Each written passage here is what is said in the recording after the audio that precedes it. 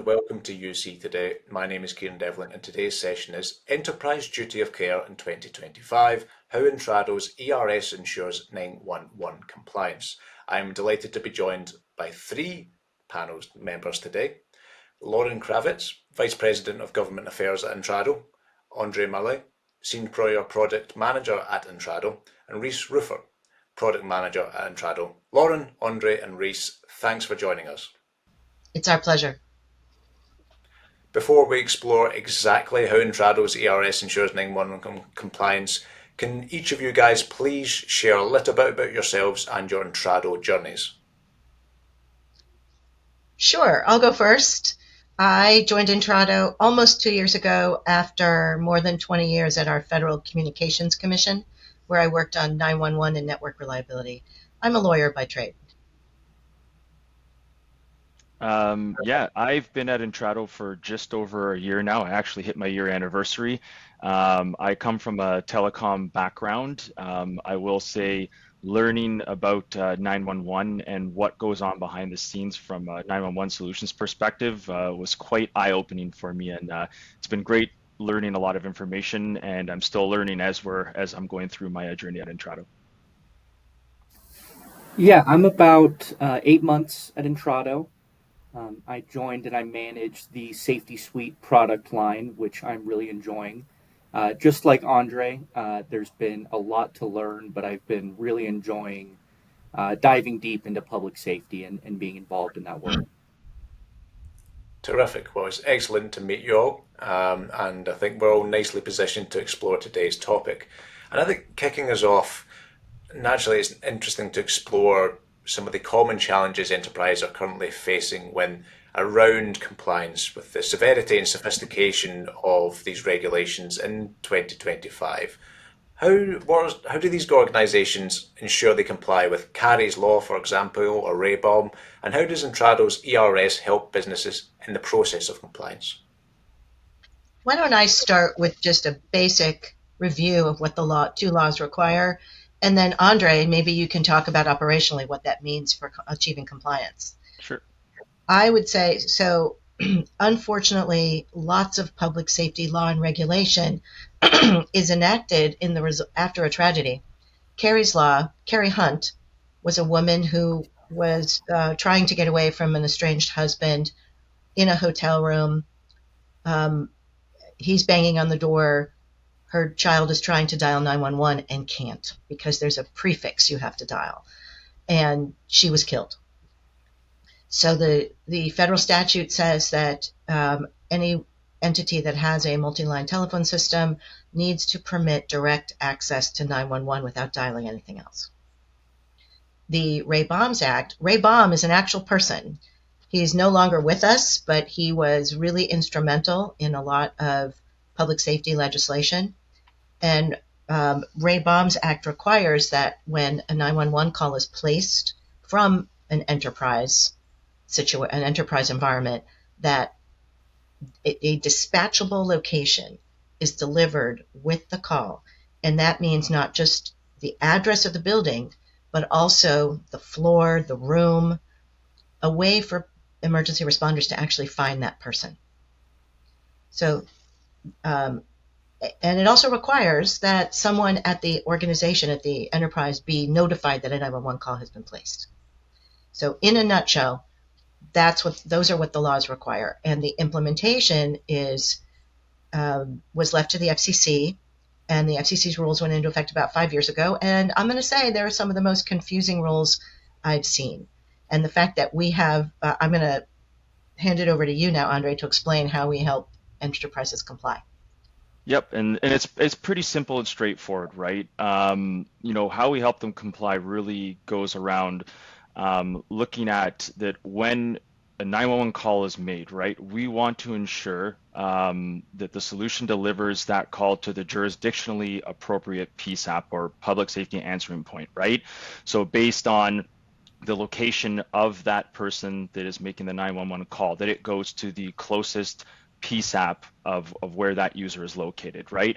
And what our solution, the ERS solution, actually does is it actually makes sure that that detailed caller location information is automatically sent to the 911 call taker screen. So they get that, it pops up, they have, like Lauren said, not just the front address of the building, but where specifically in the building or the campus is that user. And what I would add on to that is that this just applies not just for users working in an office. This also applies for remote users, right? Working at home, or maybe they're at a coffee shop, working and they're calling 911 from their soft phone on their laptop. So that's what our solution is able to deliver.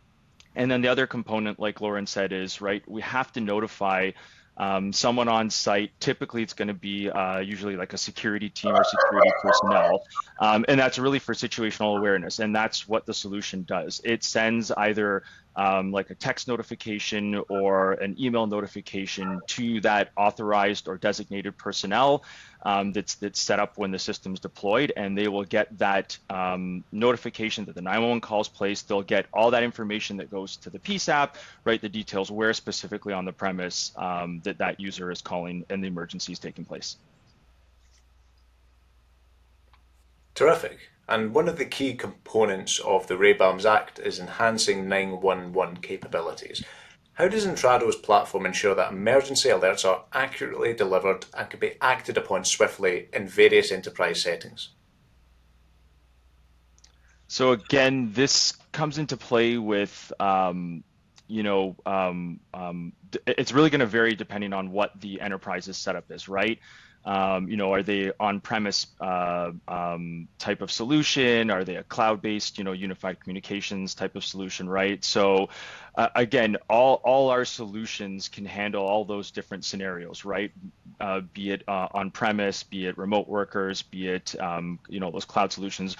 We're able to determine the location of those users.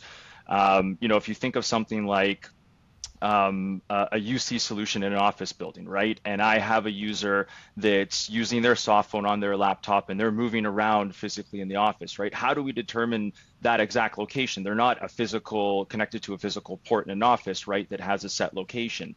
So we're able to, take things like a network map, upload them into the solution, determine, where all the connection points are for the network. And then based on what connection point that user's laptop and soft phone are connecting to get that call out, we can pinpoint that more accurate location in the enterprise setting, right? And it's done on a dynamic basis. So it's not static. It's not just taking, a set location and using that for the whole day. It changes as the user moves throughout the premise or the building, right? And it's the same for, remote workers. We have the same ability, right? If they leave home and go to a coffee shop, it's not going to take those coordinates or location data from their home address. It's going to now see that they've moved, they're in a new location, and then it's going to take that location data and it's going to ensure that that call gets routed to the closest PSAP that is nearest to where that user is, and it's going to give all that information again on that location. So again, they're getting that accurate location where the user is, regardless of the type of solution or where the user is working from. Kieran, I think it would be really helpful. So André has described how to comply with these laws and make 911 much more effective. I think it would be an interesting transition to hear from Rhys. If an organization is looking for full incident management, what that would mean with the Safety Suite product. Yeah, so again, I manage the Safety Suite product here at Intrado, and that represents full emergency management end to end. We offer a silent panic button to initiate an emergency alert. It can be done mobile or in a web app. And from there, we can alert, again, security staff in the building. Those panic buttons can go directly to 911. There are emergency plans and reunification plans built directly into the software.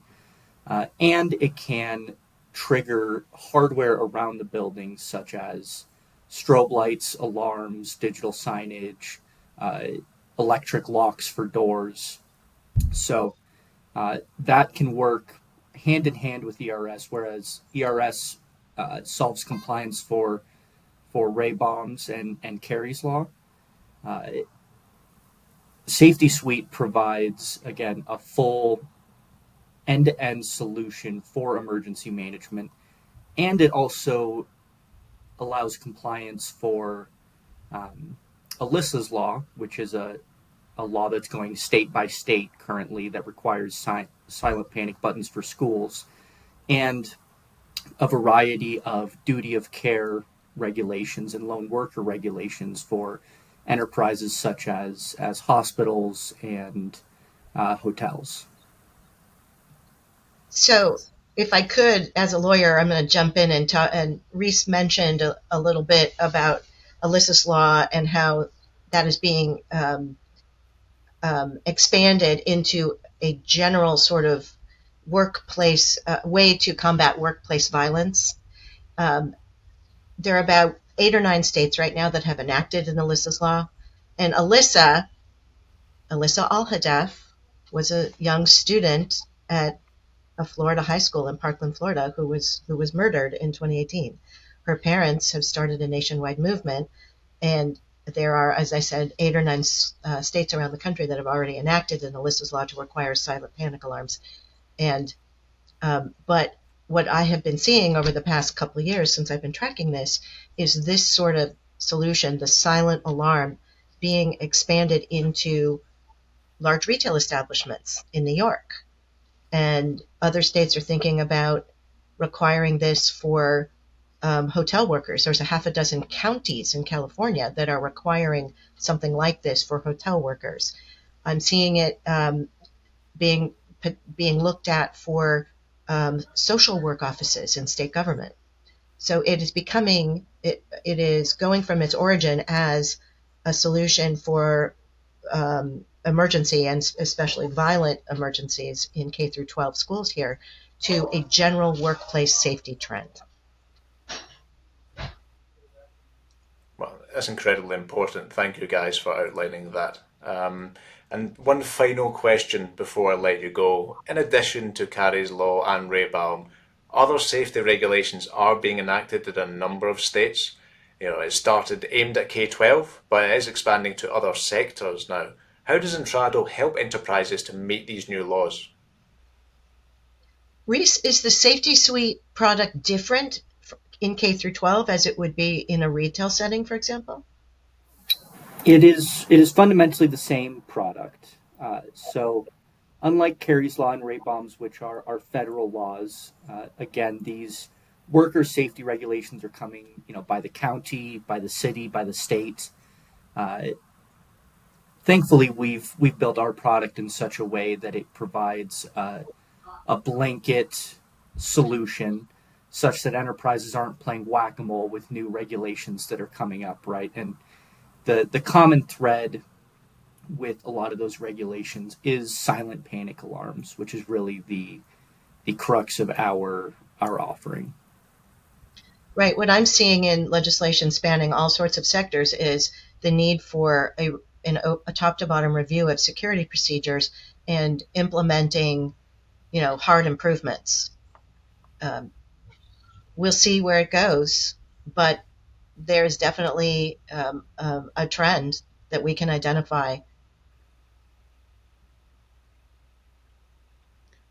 Well, I think that's all we've got time for today, but it's been a really good session. So thank you to Lauren, André, and Rhys for being here today.